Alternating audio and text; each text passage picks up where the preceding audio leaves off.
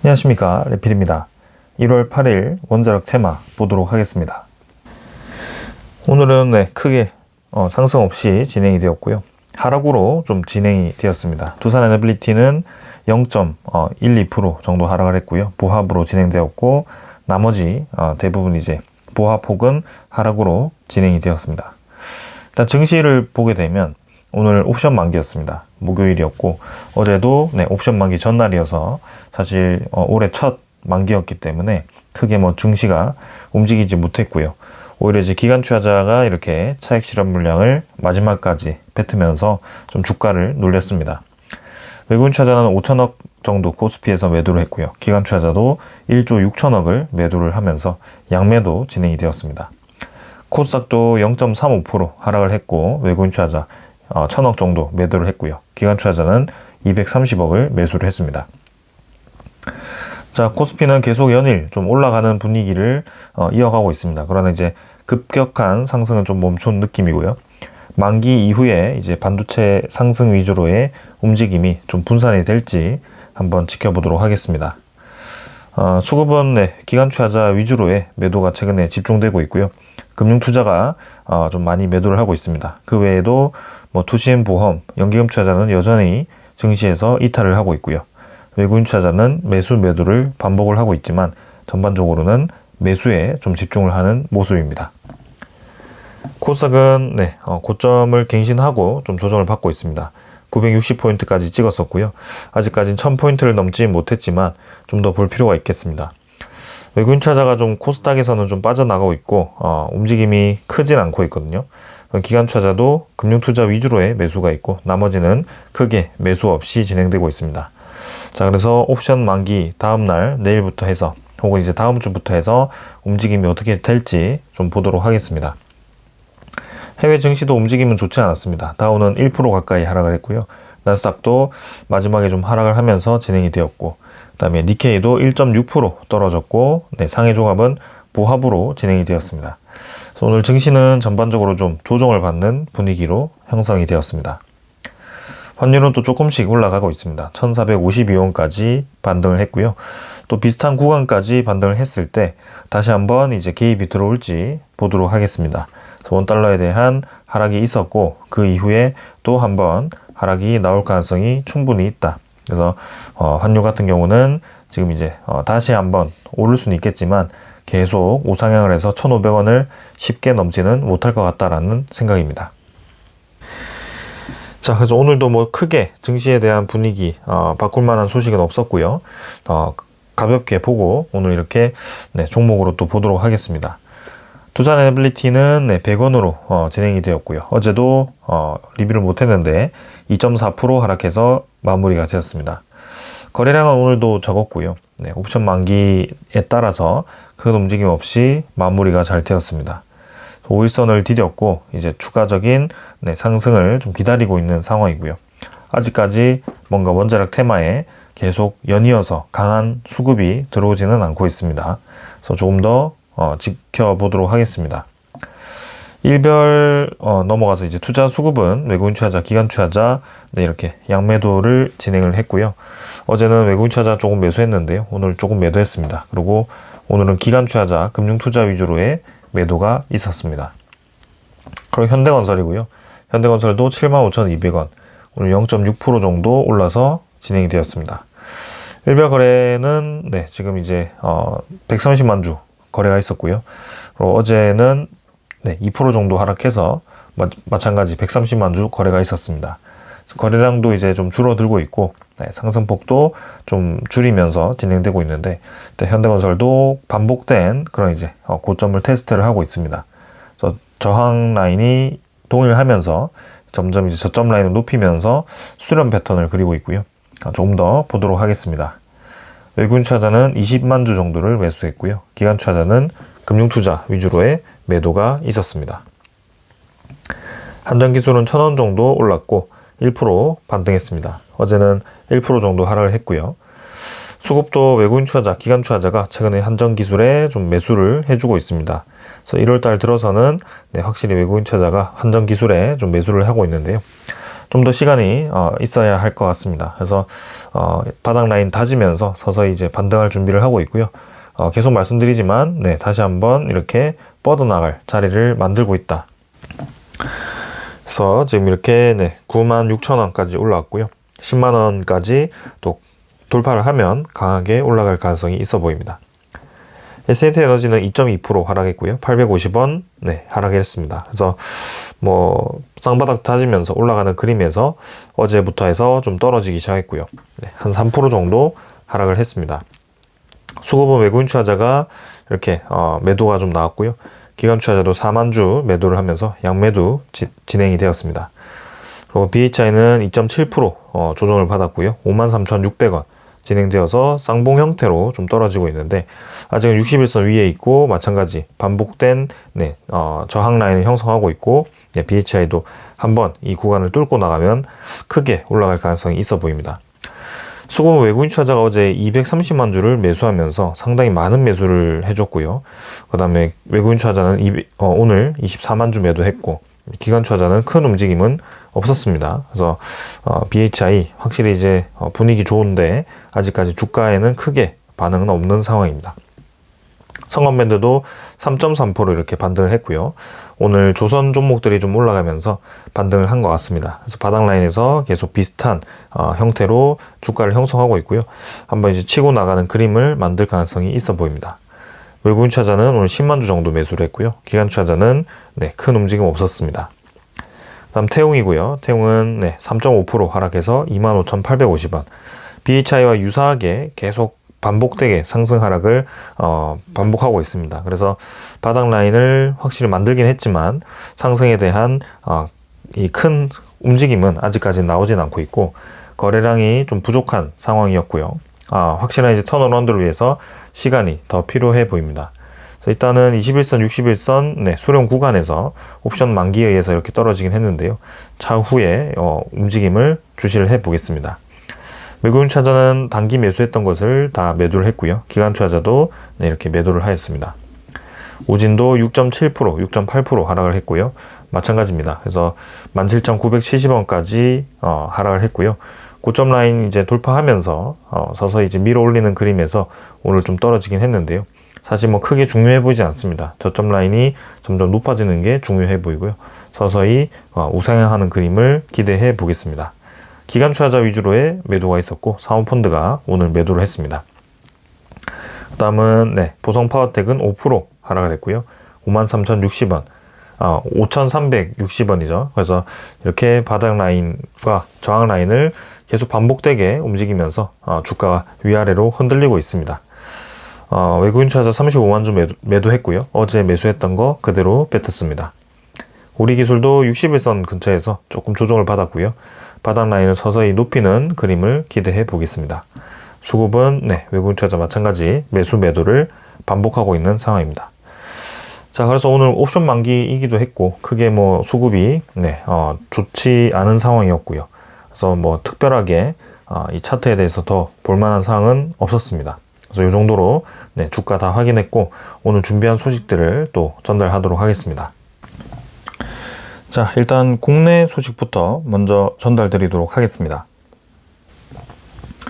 자, 최근에 우리나라가 지금 12차 전력 수급 기본 계획을 준비를 하고 있습니다. 그래서 그 12차 전력 수급 기본 계획 수립 전에 이제 원자력 발전을 추가로 도입을 해야 되느냐 말아야 되느냐 계속 이제 왈가왈부를 하고 있는 상황인데요. 근데 지금 이제 2차 토론에서 새로운 내용이 좀 나왔습니다. 정부가 이 두 개의 원전 신규 건설과 관련해서 기존 계획대로 건설을 추진하는 쪽으로 가닥을 잡을 전망이다라고 합니다. 기후환경에너지부가 원전 신규 건설을 재공론화하면서 건설 계획이 무산되는 게 아니냐라는 우려가 있었는데 이제 반도체 등 첨단 산업에 안정적으로 전력을 공급하기 위해서 그리고 이제 원전이 필수적이다라는 요구가 더 컸다라고 합니다.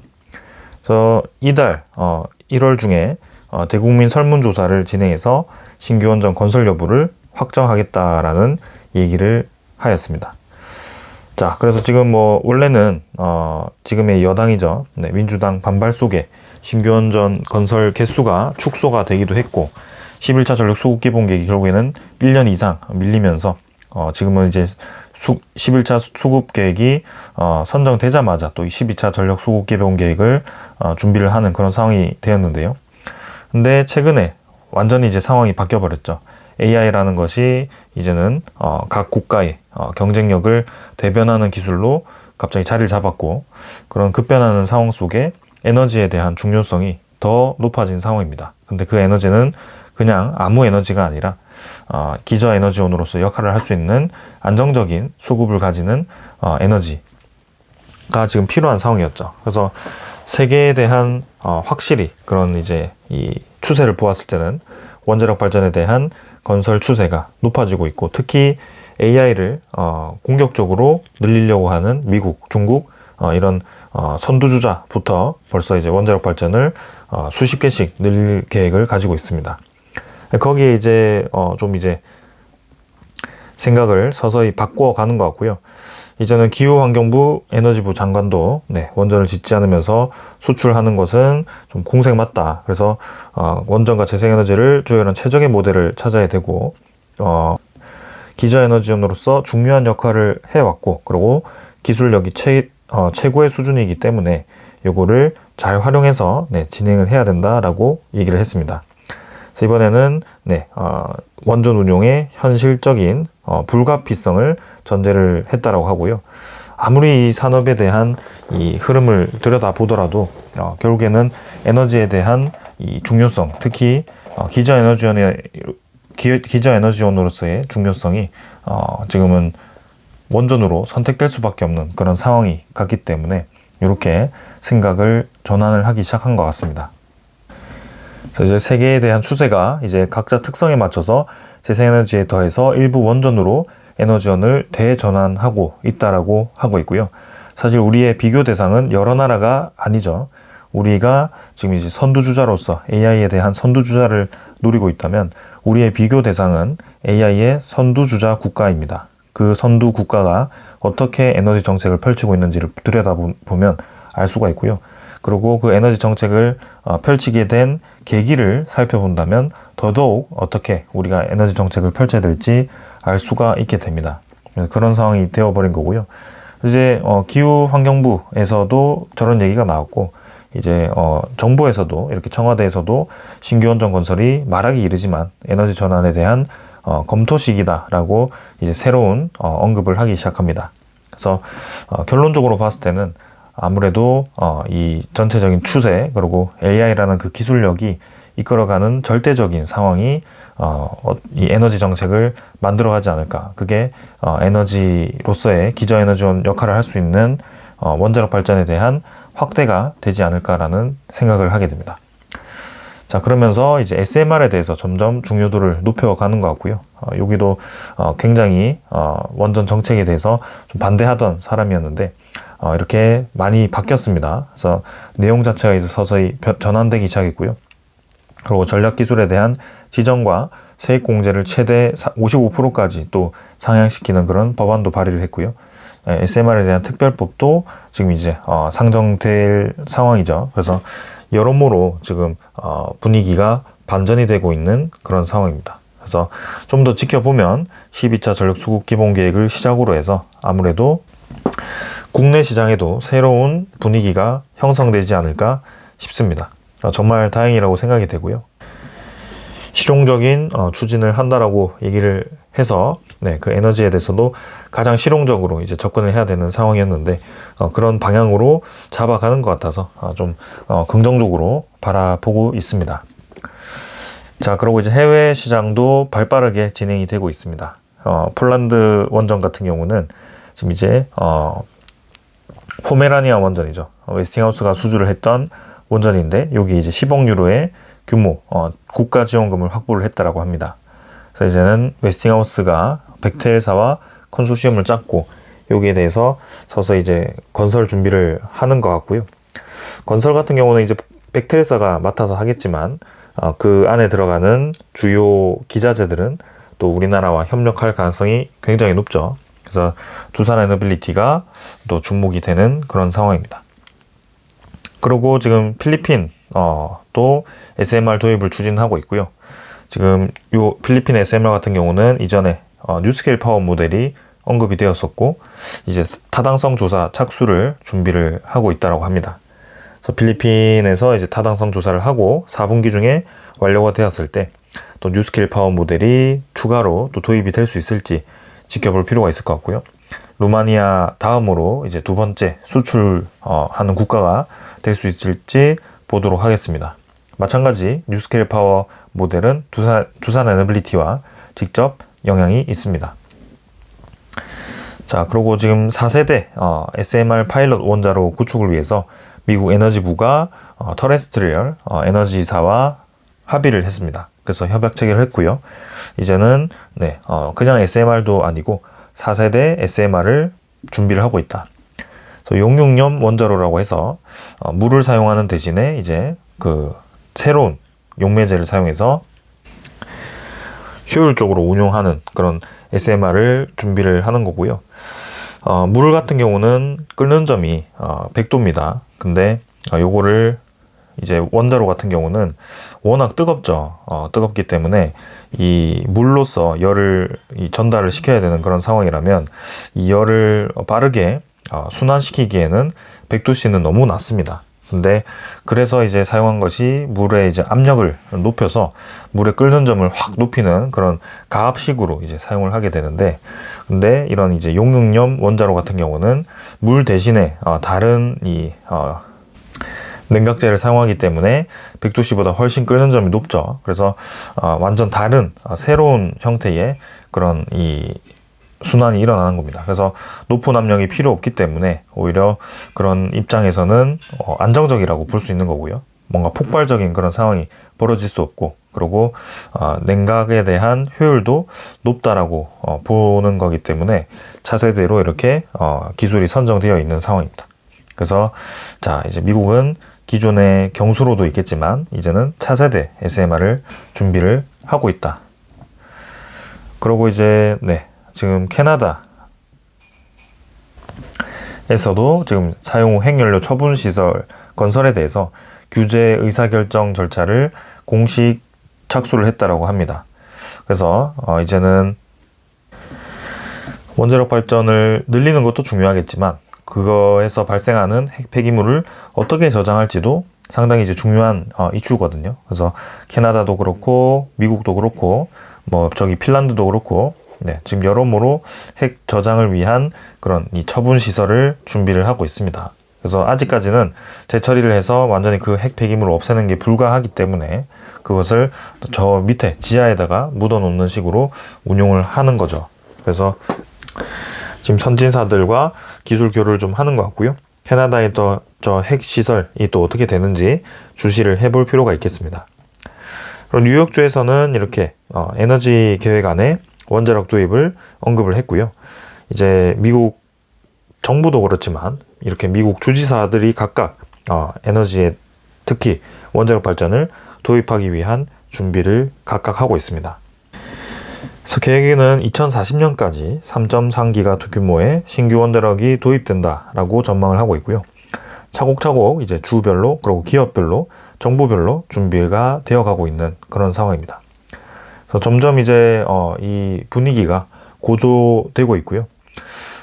모든 것이 딱딱 맞아 떨어지고 있다. 그래서 미국이라는 큰 국가가 지금 움직이고 있는 방향을 보시면 확실하게 알 수가 있습니다. 지금 AI와 그 다음에 휴머노이드 그리고 항공 그리고 여기에 필요한 반도체 이런 기술 중심으로 지금 주도권을 가져가고 있고요. 거기에 방산, 그죠?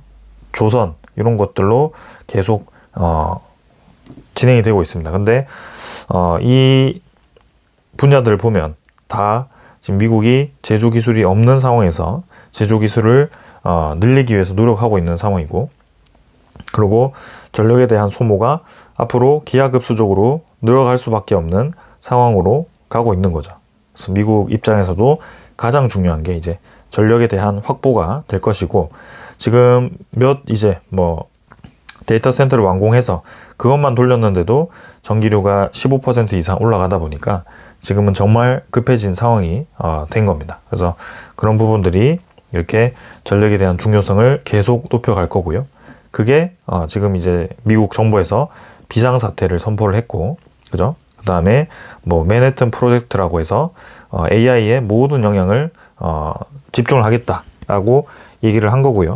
그리고 먼저 또 제네시스 프로젝트인가요? AI에 대한 인력 양성을 하고 거기에 또 규제를 대폭으로 철폐하겠다. 그래서 모든 지금 정책 발표와 행정명령 이런 것들이 다 이 기술에다가 집중이 되고 있는 그런 상황입니다. 그러면서 정부 차원의 움직임을 넘어서 이제 기업들 간의 움직임이 나타나기 시작했고요. 빅테크 4개, 그죠? 4대 기업들 중심으로 해서 투자가 지금 활발하게 이루어지고 있고, 이제 빅테크를 넘어서 엔비디아라든지 그런 반도체 기업들도 투자를 아낌없이 진행하고 있고, 그리고 이 해외에 있는 제조 기업들이 미국 국내에다가 대규모로 투자를 하고 협의를 하고 있죠. 그래서 점점 이런 상황이 지금 가속화되고 있다는 점에서 주목이 되고 있는 상황입니다. 자, 그래서 지금 CES라는 기술 전시회가 미국에서 열리고 있고요. 이번에는 단연 중심이 되고 있는 것이 이 휴머노이드 로봇입니다. 그래서 휴머노이드 로봇이 현대차도 발표를 했고, 이제 중국 기업들이 대규모로 이렇게 발표를 했고, 여러 기업들이 발표를 하고 있는데 굉장히 이제 기술이 많이 진보한 그런 상황입니다. 그래서 이번에 현대차의 보스턴 다이내믹스의 그런 로봇 움직임을 보시더라도 확실히 많이 지금 수준이 올라와 있는 그런 상황이고, 엔비디아의 젠슨 왕이 얘기를 했었죠. 결국에는 로봇 휴머노이드 시장이 커지면서 피지컬 AI가 시장이 커질 수밖에 없다. 그러면서 이제는 피지컬 AI가 대세가 될 수밖에 없다라고 제가 언급을 드렸던 적도 있습니다. 그럼 모든 이제 AI 분야들이 서서히 이제 확장이 되면서 각 분야에 전문화된 그런 AI들이 발생을 해야 되는데, 그거는 다 각각 이제 데이터 센터를 운영을 해야 되는 상황이고, 여러 데이터 센터들이 더 많이 필요한 그런 상황이 되어가고 있습니다. 그래서 거기에 지금 많은 기업들과 많은 정부 돈이 투입이 되고 지금 완전히 그냥 쏟아부어지고 있는 상황인데, 그것을 이제 회수해야 되는 시점에 휴머노이드가 완성이 된다면 상당히 주목이 많이 될 것 같습니다. 휴머노이드가 가지는 의미는 결국에는 노동력에 대한 가격을 없앤다는 겁니다. 그래서 이 노동비용, 인건비가 상당히 제조 이 업 입장에서는 부담이 되었었는데요. 이 부분이 완전히 리셋이 된다라고 보시면 될 것 같고요. 이제는 공장에 대한 생산성을 엄청나게 높일 수 있는 기회가 된다. 기업 입장에서는. 근데 대신 민간인 입장에서는 일자리가 줄어드는 상황이 될 수 있다. 이렇게 또 양립할 수 있는 상황인데, 일단은 기업들 입장에서는 이 노동력을 혁신적으로 개선을 해서 이 휴머노이드를 통해서 지금 이익을 많이 창출하겠다라는 목적을 가지고 있습니다. 실제로 머스크도 이러한 이제 미래 상황을 보고 전력에 대한 중요성을 계속 언급을 했고요. 이제는 화폐보다도 에너지가 그런 이제 화폐 역할을 하게 될 거다라는 그런 내용도 남기기도 했습니다. 그런 식으로 지금 움직임이 진행이 되고 있습니다. 그럼 머스크도 지금 xAI를 준비를 하고 있고요. 엔비디아를 얻고 29조 원의 자금을 추가 조달을 했다라고 합니다. 엔비디아가 전략적 투자자로 참여를 하게 되고 AI 칩도 이렇게 판매를 한다라고 하는데, xAI가 점점 또 이렇게 떠오르고 있습니다. 그래서 뭐 오픈 AI, 그 다음에 구글 제미나이 이런 식의 양강 구도에서 이제는 xAI도 이렇게 계열에 참여를 하게 되고요. 이러한 경쟁 모델이 많아지면 많아질수록 그만큼 데이터 센터가 많이 늘어난다라고 볼 수가 있고, 그 모델이 압도적으로 하나를 눌리기보다 각각 경쟁하면서 서로 이제 자리를 차지를 하는, 그죠? 각각의 분야를 차지를 하는 그 구도가 생기게 된다면 이 기술은, AI 기술은 버블 없이 계속 성장을 해 나갈 거라고 생각이 됩니다. 그래서 승자 독식 구조가 쉽게 오지 않는다고 했을 때는 버블보다는 계속 승자를 위한 싸움이 이어질 거라고 생각되고요. 그렇게 끝없는 싸움이 이제는 전력으로부터 시작이 될 거다. 그래서 우리가 주목하고 있는 기업을 주목을 해야 된다라고 계속 말씀을 드리고 있습니다. 자, 그래서 머스크는 지금 두산 에너빌리티에 가스터빈을 구매했다라고 언급을 했습니다. 미국의 xAI가 두산 에너빌리티에 380메가와트급 가스터빈을 5개를 구매를 했고요. 이것을 이제 직접 X 트위터에다가 올렸다라고 합니다. 그래서 이 중 2개는 2026년 말까지 인도될 거고요. 머스크가 전력을 중요하게 생각하는데, 특히 AI 전력을 중요하게 생각하는데 두산 에너빌리티 가스터빈을 활용했다는 점에서 상당히 긍정적으로 바라볼 수 있는 상황입니다. 두산 에너빌리티의 가스터빈 모델은 지금 LNG로 구동을 하겠지만 향후 수소 터빈으로 전환이 가능하기 때문에 이제 수소 경제가 왔을 때 그 모델을 병행해서 쓸 수 있다. 그죠? 전환해서 쓸 수 있다는 점에서 상당히 좋은 모델입니다. 그래서 경쟁력이 있어 보이고요. 향후 추가적인 가스터빈 발주가 충분히 가능하다는 점에서 주목이 됩니다.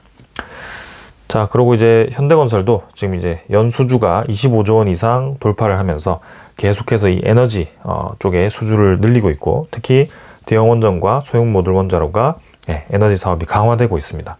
그래서 수주 잔고가 점점 늘어나겠죠. 25년도만 해도 지금 25.5조 원을 수주를 했는데 올해 예상은 더 높습니다. 원자력만 지금 30조 이상 수주를 할 거라고 기대를 하고 있어서 현대건설이 상당히 지금 일감이 많아질 것 같고요.